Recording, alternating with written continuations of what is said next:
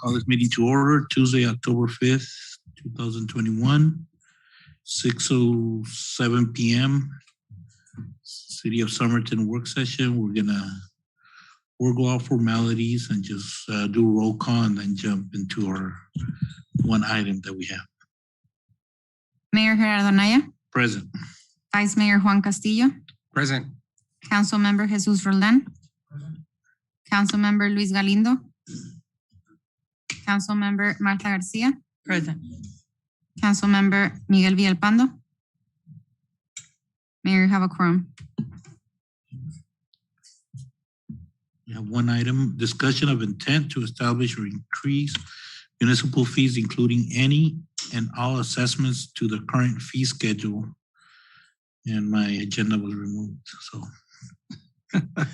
let's go.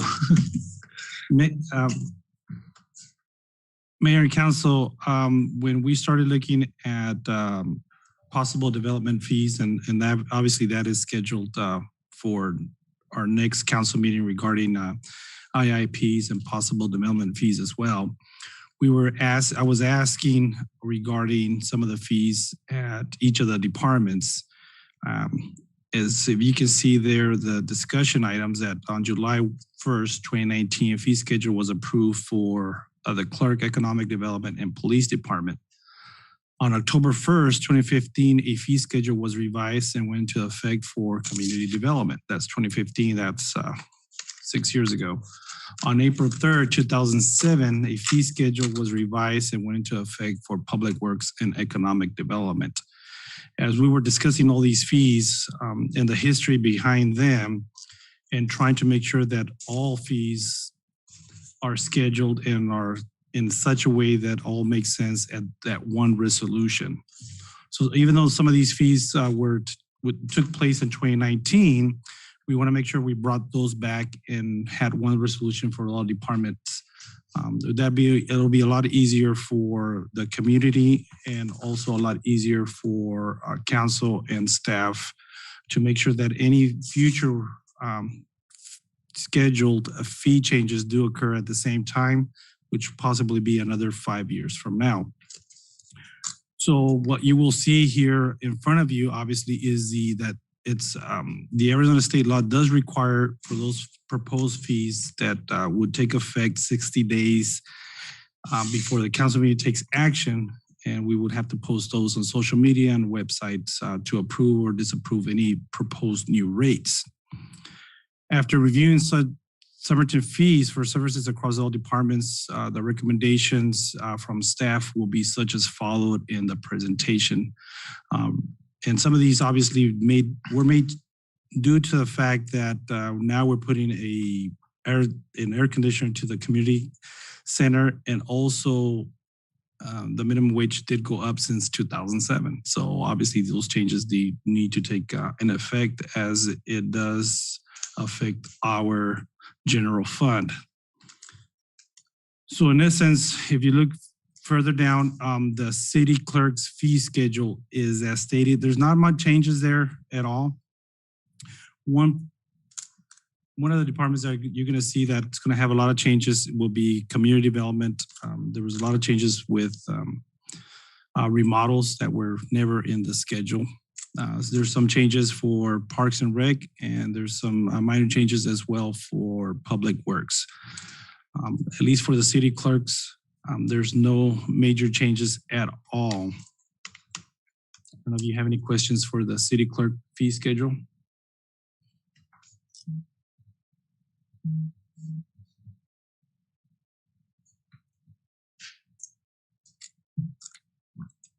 And if we go, Why no changes?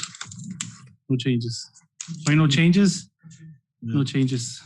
Unless you feel that we need to make some changes. We did discuss the annual business license to possibly increase it, but we kept it as is, as we know that obviously we want to welcome more businesses. We are bringing two fees into the clerk's department from community development, but I believe Carmen will go over those and the reason why. And I'll have Carmen explain the fees for her department, which is next.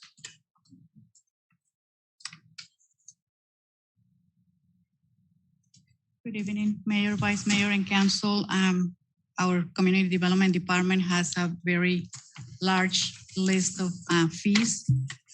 Today, we are presenting some of them are minor changes, some of them are major changes. We are also recommending changes on some of the methods that we use to calculate some of the permits. So if I may, I would like to start with the zoning fees.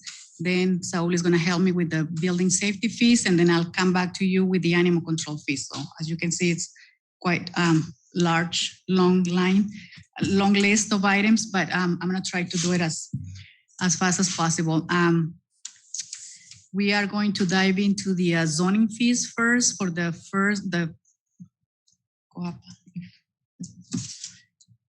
preliminary and final plat, we are only recommending a $50 increase for the sign posting.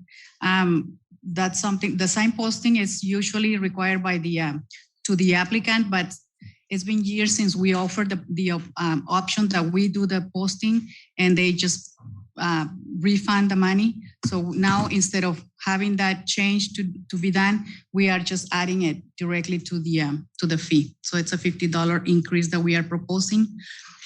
The next one is the engineering review of development and subdivision plan. This is a brand new. It didn't exist before.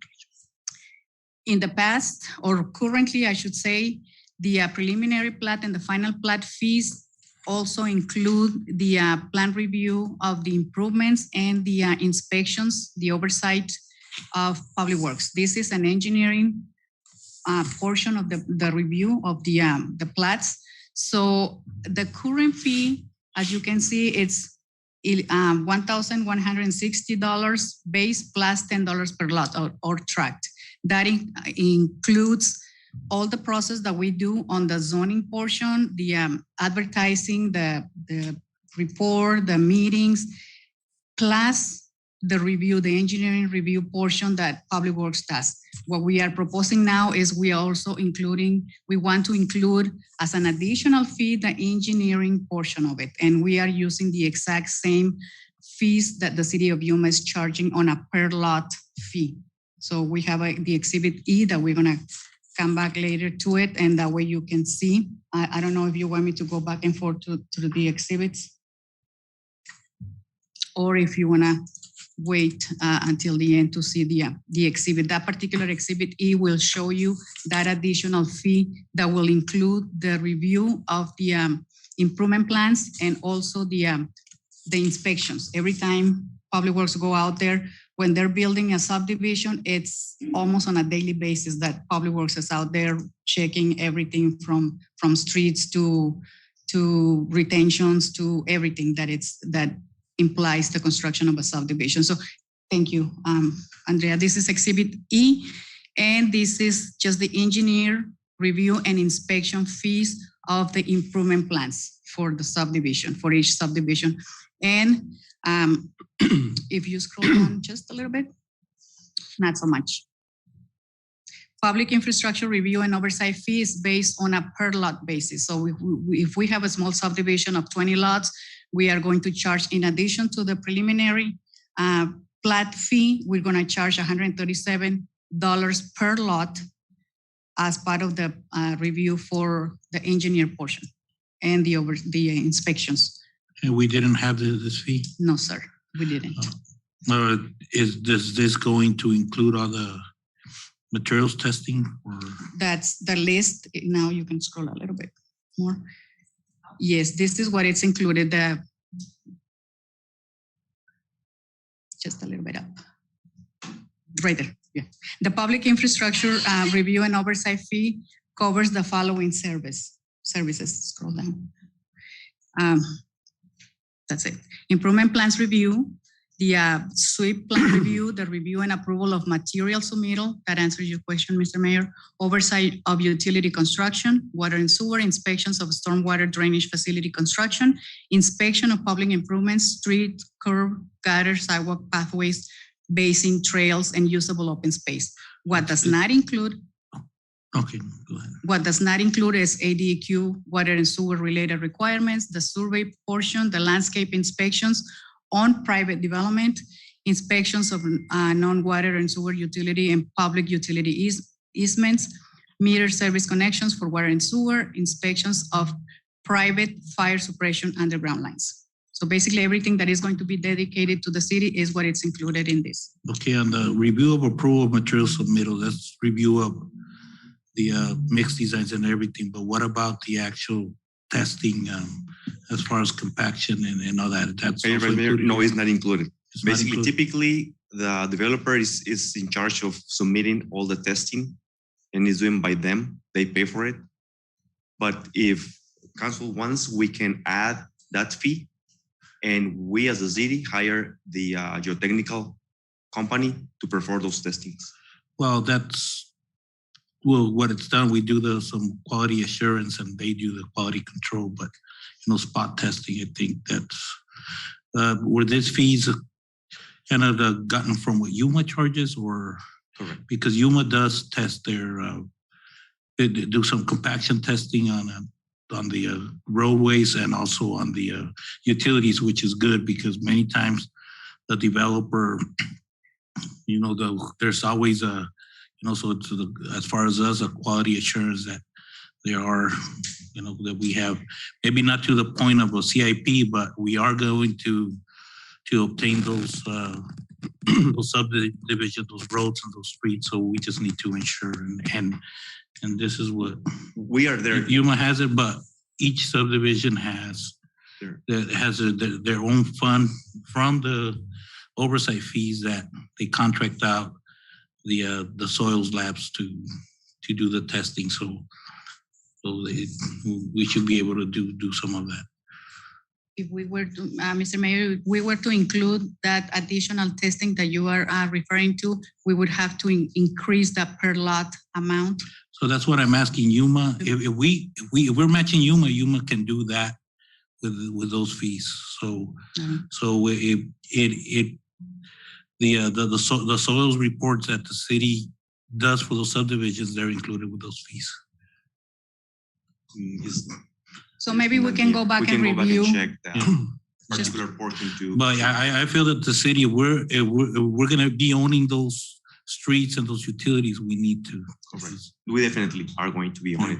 The thing that we're doing now is they pay for the geotechnical services, but we are there at the site. When they, in that particular time when the testing company arrives, our inspector is there. But I agree, we can check there's that. Always and getting to, like I say, you assure that it's the lab is correct.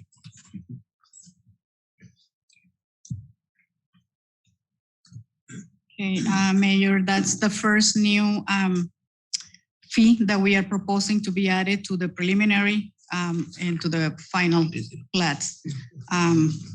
Going back to the list, we have an amendment to an approved subdivision and preliminary plat. We are proposing a $50 for the sign posting. For the plat time extension, preliminary or final, we are not proposing any changes. It's $150 right now.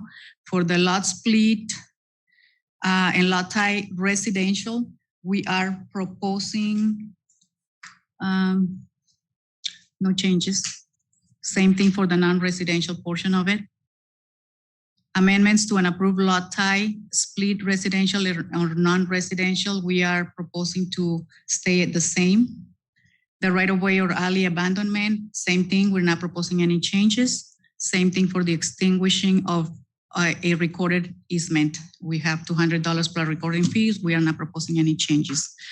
Now for the zoning services, we are proposing for the rezoning application and residential and non-residential to be the same fee.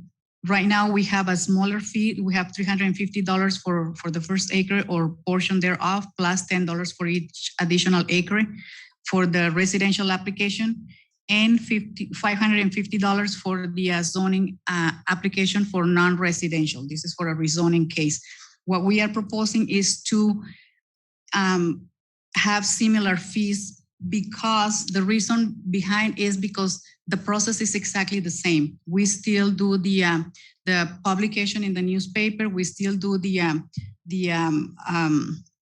the letter, the information, the notice of public hearing that needs to be sent to the 300 plus radius. We still have to do the planning and zoning report and presentation. We still have to do the council for both, for residential and commercial. So both processes are exactly the same. And if we leave the $350 for the residential, it doesn't even cover the actual process, the cost that simply the newspaper publication is right now to the tune of $300 every time we post a public hearing notice in the newspaper. So we're trying to recuperate some of the costs. We are not completely covering 100%, but at least it gives us the opportunity to cover those costs. Any questions on that?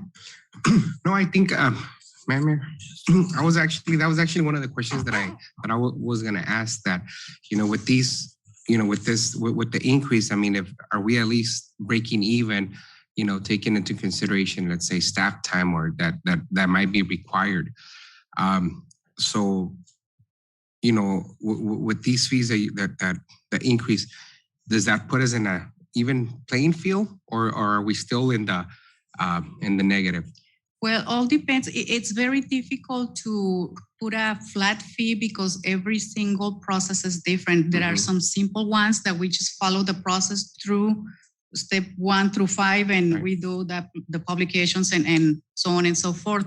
There are other cases that are more complicated, and that requires additional meetings. It requires, the easy ones may require 2 meetings with the applicant before we move through the process, the approval process. There are other requests that will take us a lot longer. So it's not easy to put a staff hour number to a process, because it's simply every single one is different. Where we are trying to cover are those hard costs, the publication in the newspaper, the mail out of the 300 radius. So those are the costs that we're trying to at least cover here. At least break even, I would say. Correct. On the hard cost. On the employee time, that's going to be hard to put a number, a specific number of hours. And it's not just community development. These processes generally also include public works, fire department, police department, all the other departments that are part of the plan review. So it's like I said, it varies. But at least the hard charges, those are the ones that. When was the last time this was revisited? For my department, 2015. We have other departments that they reviewed later, but for this particular fees, 2015 for this fee schedule. So when was the last time we increased the development fees, the impact fees? The impact fees in 2020 for what was it?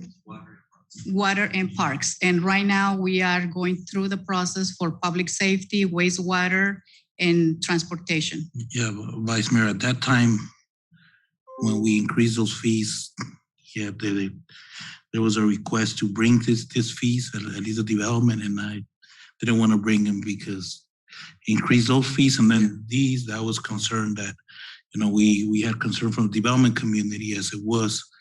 So that's why that's when Ian was here, and I told him we're not gonna increase both fees in 1 year. So and then we were going through the rate. Yes, the water rate. Yeah, so that was something else. So where you increased it 2 years in one, accelerated. We put these together. Yeah, in 2018. After not increasing it for 10 though, right? So we had to wait a little bit because of all those updates that were happening. So keep on going on the amendments to an approved rezoning. We are asking for 75% of the original fee, which is the same. The verification of zoning is not changing. For conditional use application fee and for residential and non-residential is the same situation that we are having with the rezoning. It's a process. It's exactly the same process for commercial and residential. So we are asking to have the similar fees. For the appeal of the conditional use permit, residential and non-residential, rather than having a specific amount, we want to be consistent, and we are proposing to be 75% of the conditional use permit fee. So all the appeals, we are proposing to be 75% of the actual process.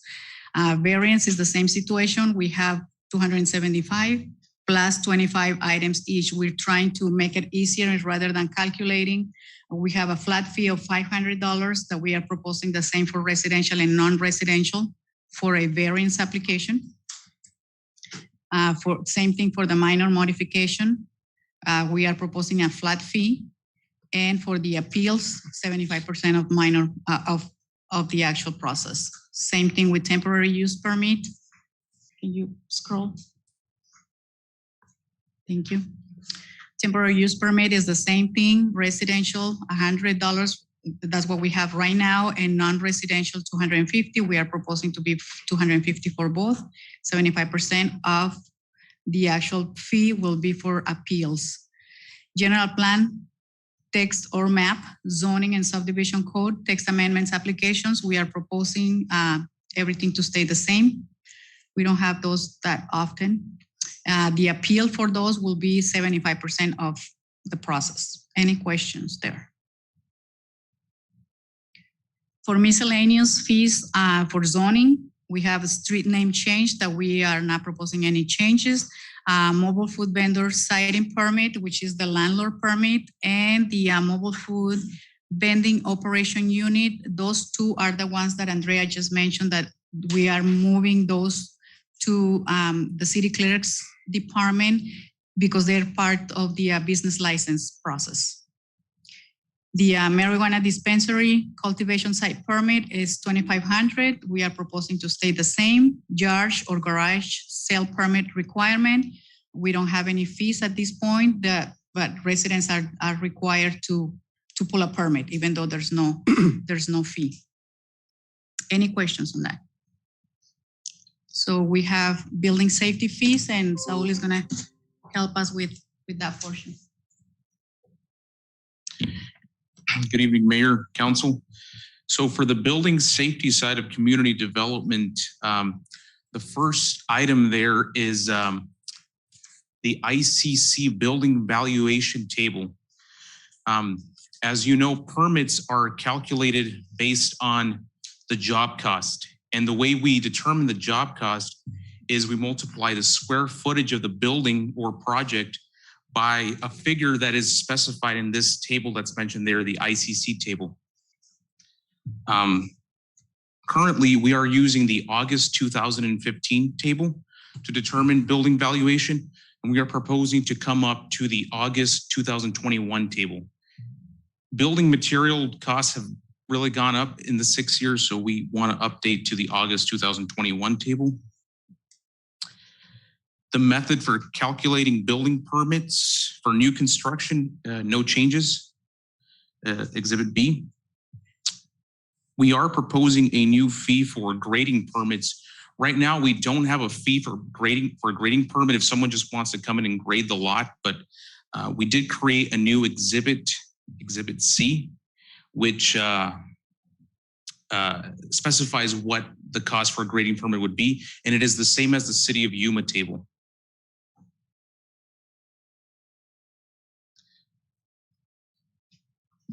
Would you like to see the exhibits, Mayor and Council? Yes.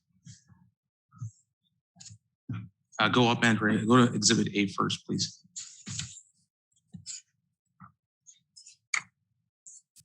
So, as I mentioned, right now, the way we determine the job cost so that we can determine a permit cost is by square footage. This table that you're seeing here is the August 2015 table. We are using this table to determine the cost of the project. We are proposing to change that to use the August 2021 table because it's just a more updated, more realistic numbers in today's market climate for construction. So this will allow us to charge a more reasonable price, a more adequate and fair price for permits instead of using the old outdated table, which is 6 years old. This is Exhibit A. if you look at any of these numbers here, obviously they're going to be higher now than they are with the table that we're currently using.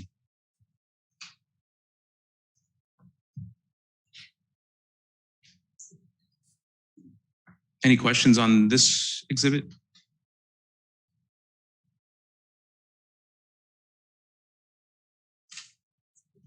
B, please.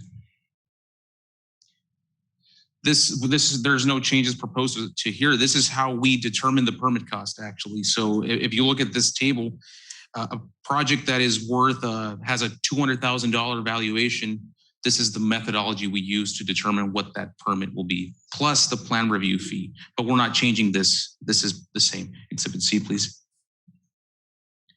This is the grading permit that I was mentioning. We don't have this right now. If someone comes into Somerton and wants to do a grading permit, the high school and the Del Sol Market Warehouse, they both asked for a grading permit, and we had to do it for free because we don't have a fee adopted to issue a grading permit, but now we do. We will have one if approved. And this is the same as the city of Yuma.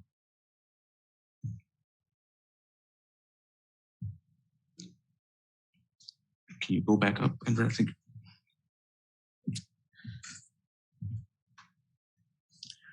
Water heater replacement, no changes. Fence construction permit, no changes in the fee. Gas clearance, no change. Electrical clearance, no change. Manufactured home installation, no change. It's still per state statute. Manufactured building, factory built building, no change. Deferred building permit, no change there. The one new fee we have on here is building permit reinstatement. When your building permit expires right now, for reinstatement, we don't have a fee, but we are proposing a $45 reinstatement fee. If your building permit has lapsed by a couple of weeks or a month, you can reinstate the building permit without having to resubmit now for $45. The next one, was there a question? Sorry. The next one is for solar panels, rooftop solar mostly.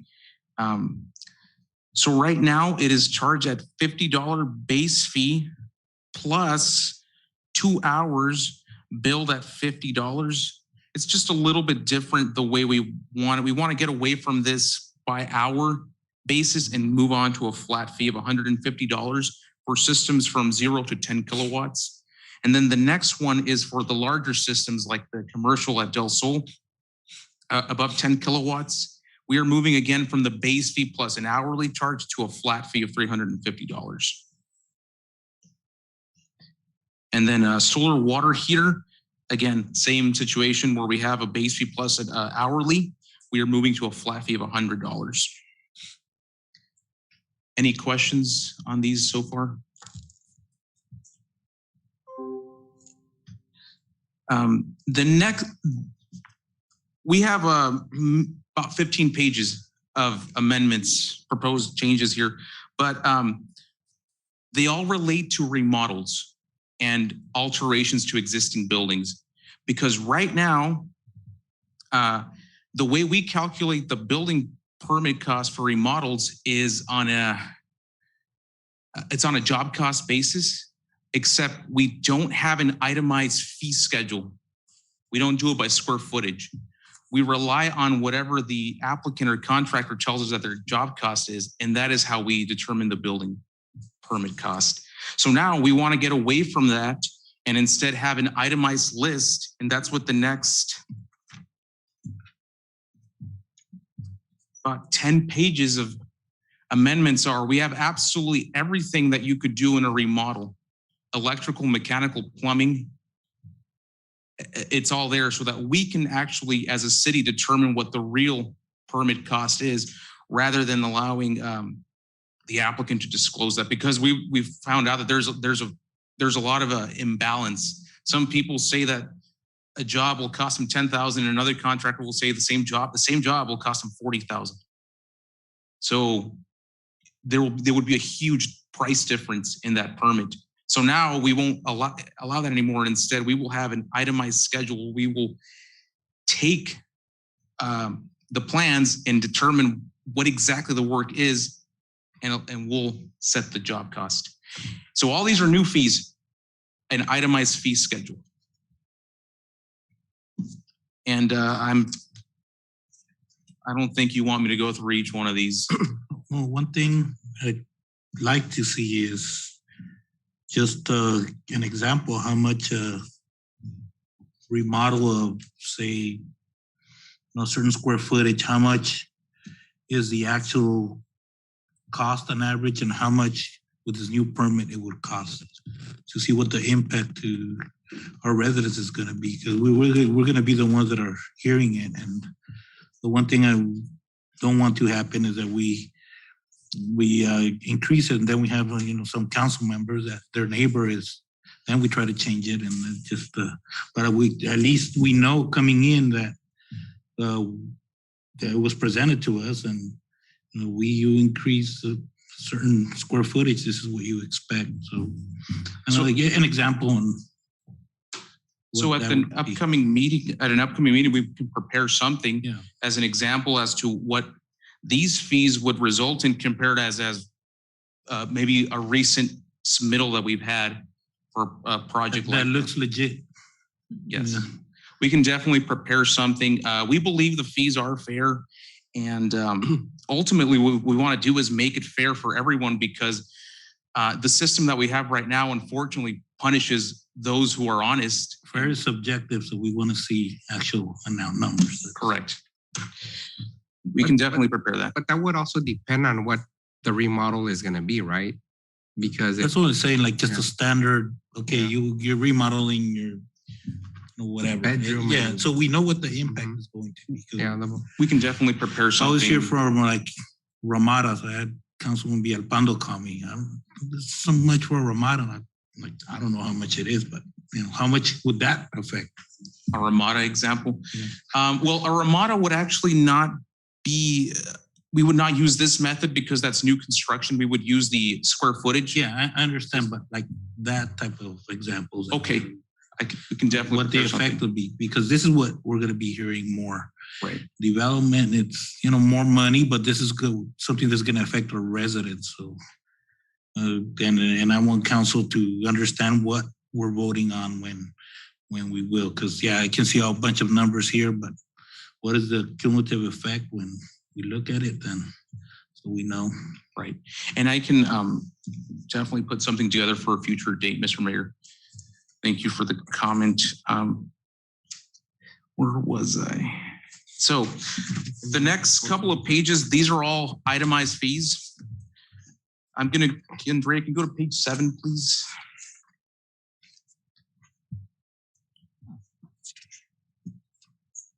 Page 6. At the bottom of page 6, yes.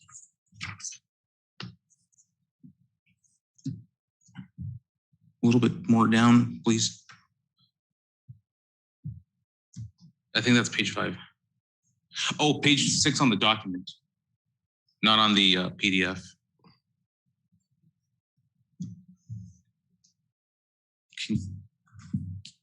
Keep going down. A little bit more. Oh, you're almost there. Keep going.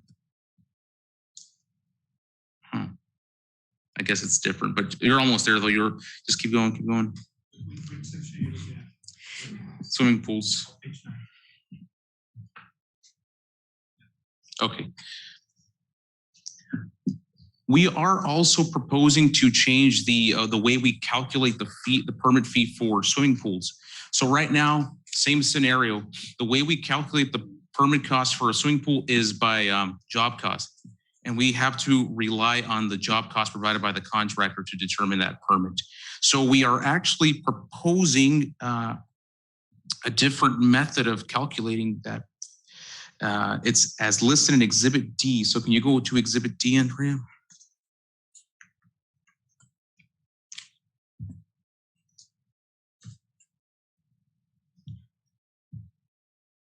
So the way we are proposing on doing it is by square footage, same as new construction. New construction, we use square footage to determine permit costs. So this is how we're proposing to do pools. We will take the square footage of the pool and we will multiply it by building type utility 5B, which is the lowest cost per square foot on that proposed table that I showed you. And we will take that cost as the project cost and use that for our pool, for the pool permit. For example, this is just an example on how we would calculate the size, because a lot of times they don't actually specify what the square footage of the pool is on the plans, but we'll have a method of how we can determine what the square footage. And for example, that top one, the 522 square foot one, we multiply that by the utility type 5B. So can you go back up to exhibit A, Andrea? So 522 square feet, remember that. 522 square feet, go a little bit down to the last, a little bit more down, Andrea. That one. $59.88 per square foot is that 522 square foot pool. So we would determine that the job cost for a 522 square foot pool, which is a standard size pool, using this method would result in a job cost of $31,000, which is, we believe, a very realistic number for what it costs nowadays to install a standard 15 by 30 pool. And this will allow us to give a fair permit cost to everyone, rather than just letting everyone tell us what the permit cost was. Any questions on that? The pool cost lately more expensive than that. I believe it. Yeah. But what they're reporting is probably this. Exactly, yeah. But right now we have applications that the applicant is telling us their swimming pool is costing $12,000. Yeah. No. So that's why Saul just mentioned that we're punishing the applicants that are coming up with the correct information, because they're the ones that tell us it's $30,000. We're charging more in permit fees that the one is telling us is $12,000. Yeah. There's no such a thing as a $12,000 swimming pool. No. Not right now. It's called a hot tub, but even that's pushing it. A hot tub is $12,000. Yeah. So any other questions on that method? Okay, just to wrap up the building safety fees, can you go back, Andrea, to that last?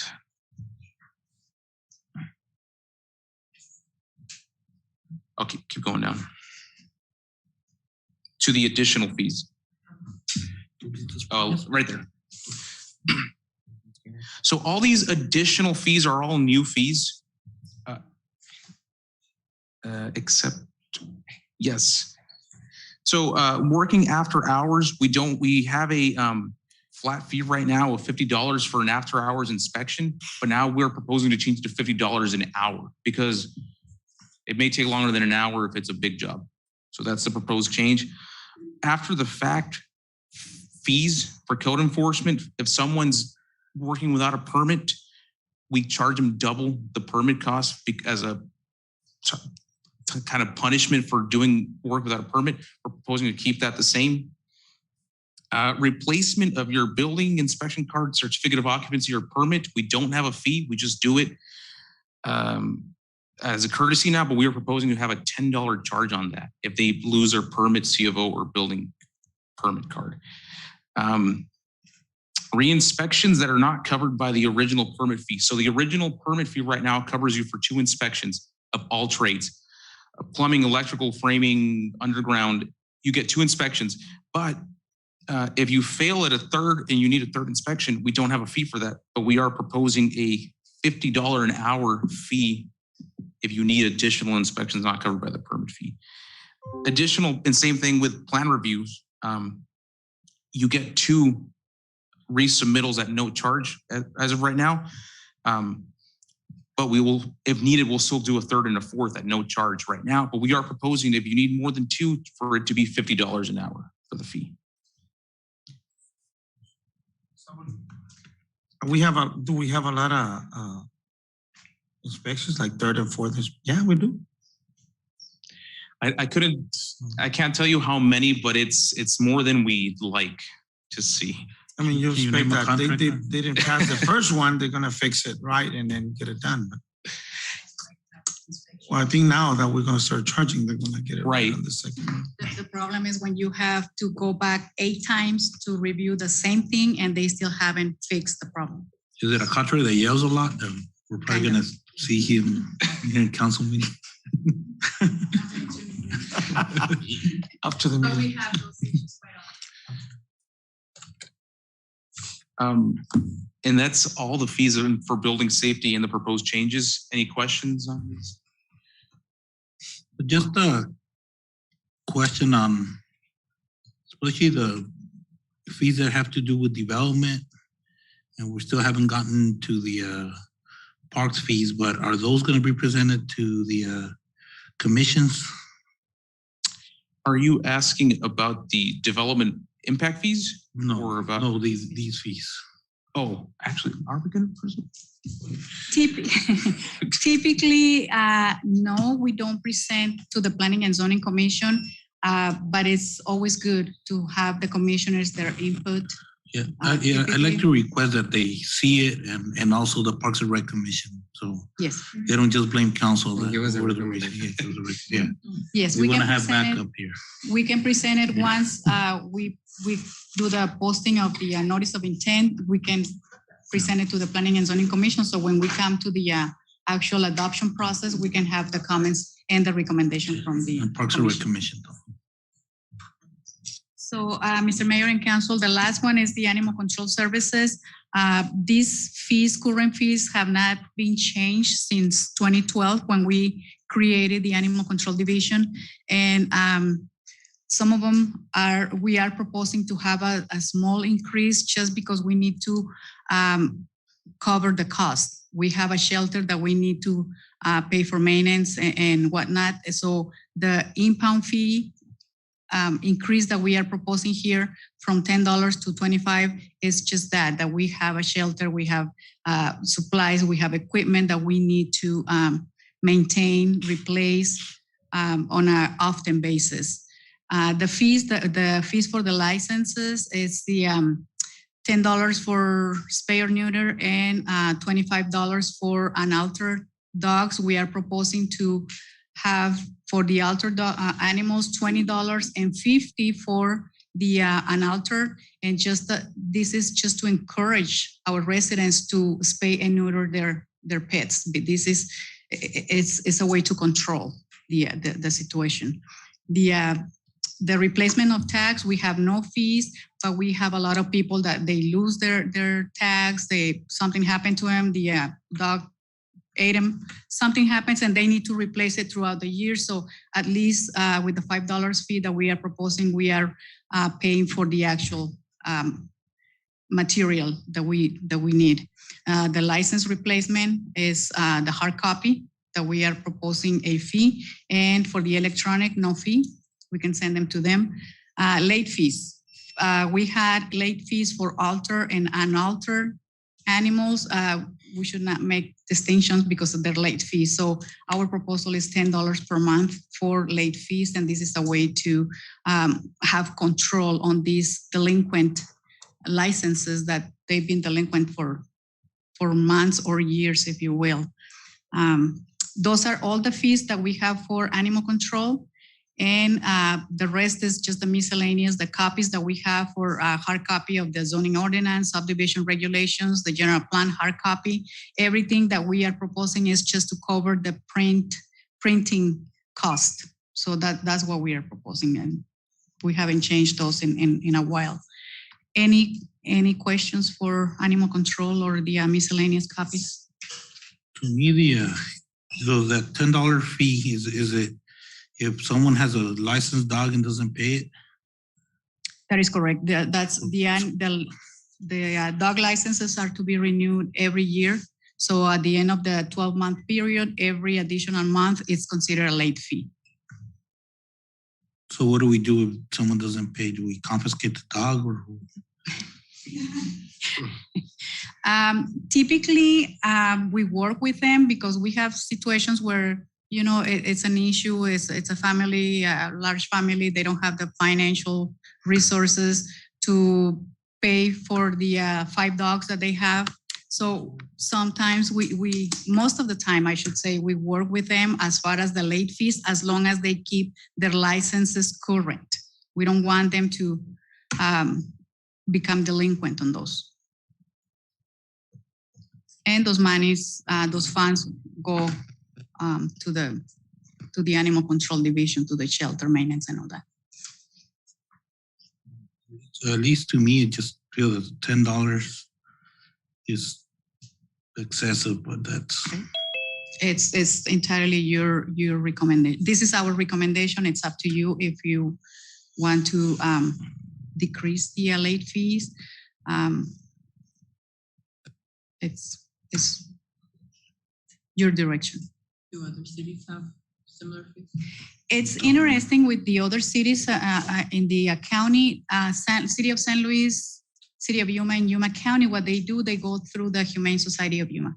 The Humane Society does the administrative portion of it, the registration. They do charge their fee, and I believe it's like $35 per year per license per dog. But they don't do San Luis or Yuma. They don't do their own registrations like what we do here in Somerton. They direct all of the residents to the Humane Society, and the dogs are licensed and registered through the Humane Society.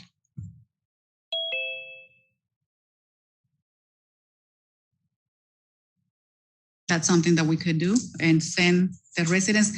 At the beginning in 2012, when we created this, it's more of the convenience to our residents. They have to go all the way to Yuma, register their animals, come back to Somerton. You know, it's more of a convenience to the residents. This is a service. We're not making money. We're not making profit on this, but at the same time, we have to at least cover the most essential services that we are providing.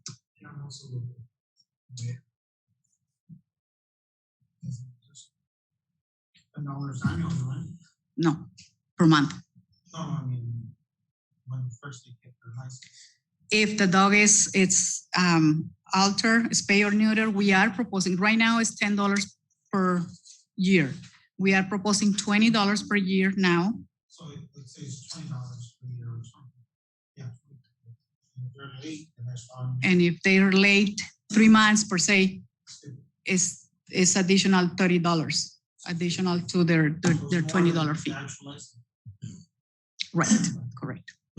I'm thinking there's a lot of payments, and I think a dog license payment is not at top of the list. If it was, it's something easy to forget.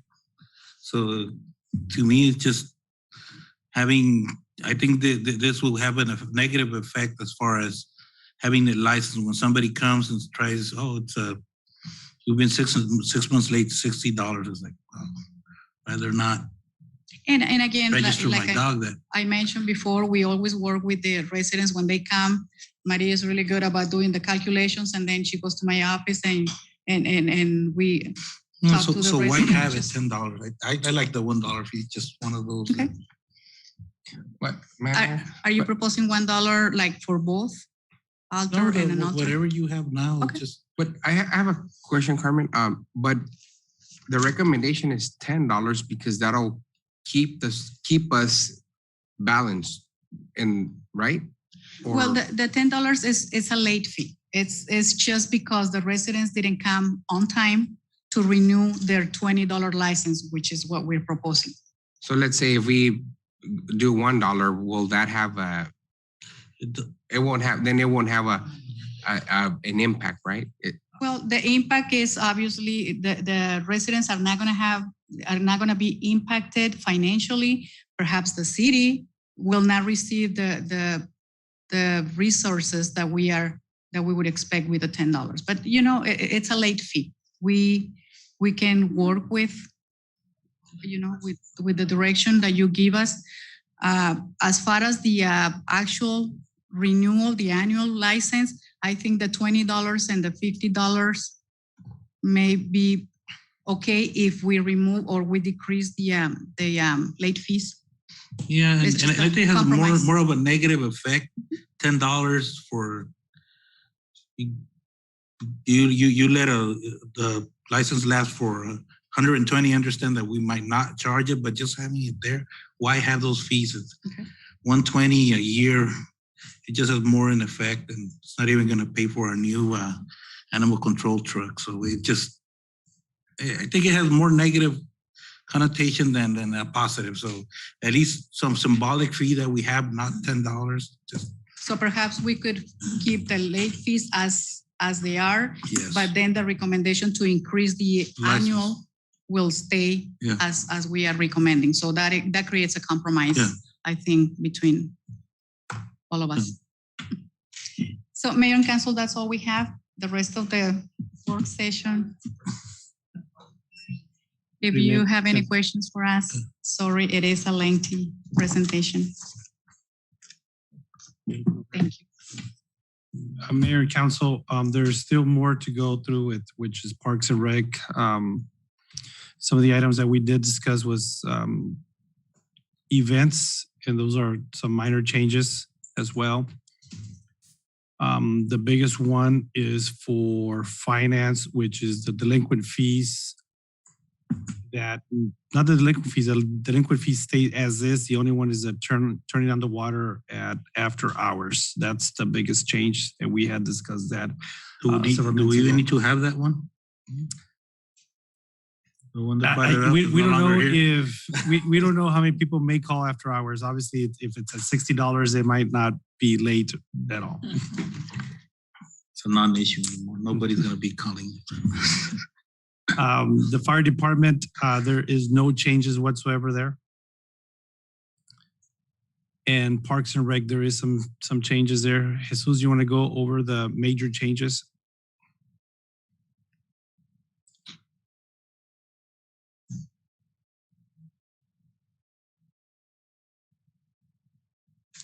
Yeah, good evening, Mayor, Vice Mayor, Councils. This is Mr. Parks and Rec Director.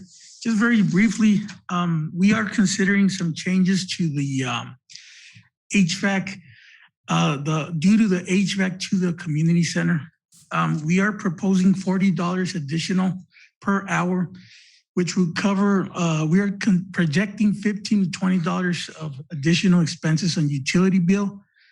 Currently, per a 7-hour event, it's about $20 for our current cooler system, and $3 additional per hour for staff, because it was being considered for $12 back in 2012.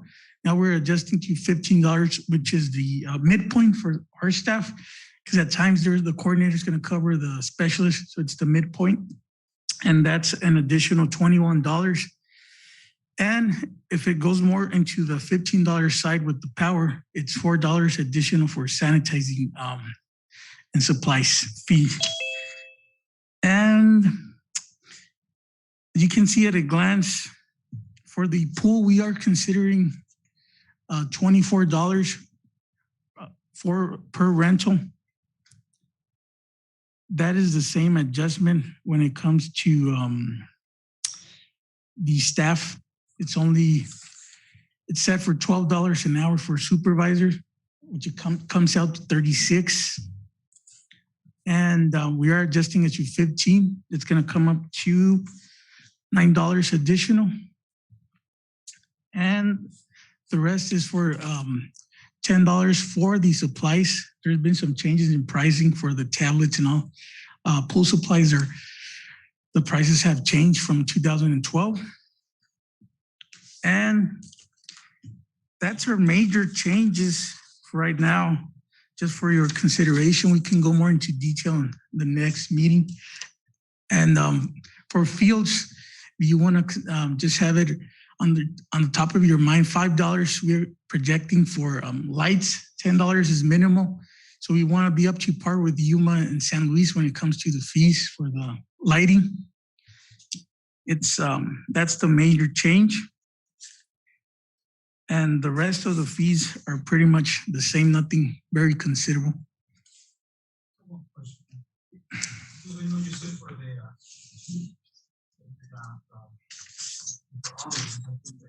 alcohol permit was $15 and now it's $25. The reason why? basically just be even and up to par with the rest of the neighboring cities. They both do, Yuma does 25 and San Luis, I believe it's 20 or 25. So we're way below. And it's something of an income that we could use for maintenance supplies and all that. And most of the people will pay for an alcohol permit.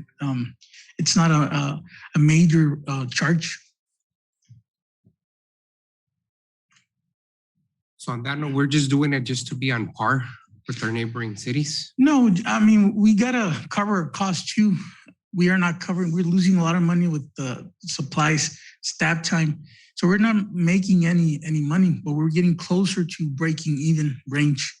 That's only change we're proposing, just to cover our costs or almost cover our costs. Because we are going over utilities and staff time, and our rates are the lowest in the whole county.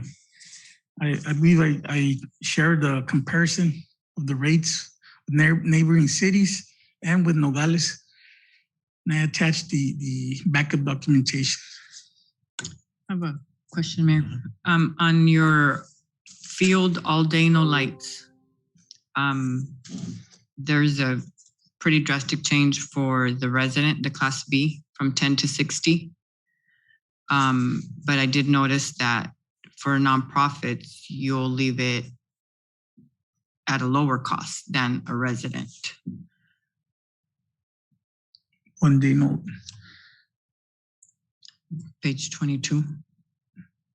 One field, all day, no lights.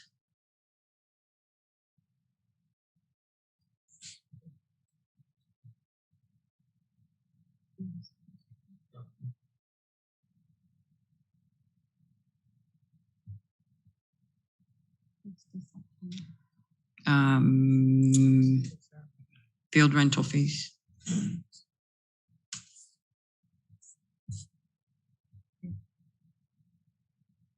It's page 22. Mhm. That's right there. It's up there, Jesus. Yeah, we did make an increase on the use the field the whole day for like tournaments. The fee was very minimal.